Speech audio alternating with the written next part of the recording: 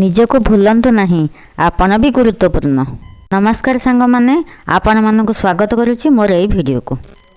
ଆଜିର ଭିଡ଼ିଓ ଆମ ସମସ୍ତଙ୍କ ପାଇଁ, ଆପଣମାନଙ୍କ ପାଇଁ, ମୋ ପାଇଁ, ଆମ ଗୃହିଣୀମାନଙ୍କ ପାଇଁ।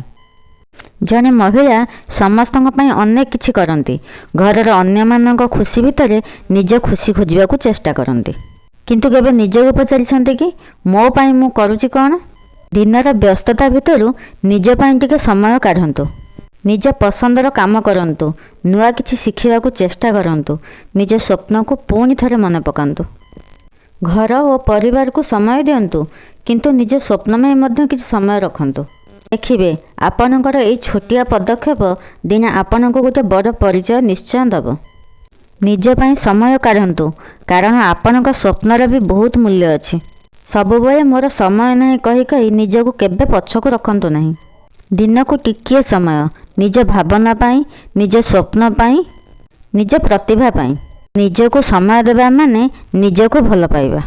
ନିଜ ସ୍ୱପ୍ନକୁ ପୁଣି ଥରେ ଜୀବନ୍ତ କରନ୍ତୁ। ନିଜ ପାଇଁ ସମୟ କାଢ଼ନ୍ତୁ, ନିଜ ସ୍ୱପ୍ନକୁ ଜୀବନ୍ତ କରନ୍ତୁ। ରହୁଛି, ଜୟ ଜଗନ୍ନାଥ।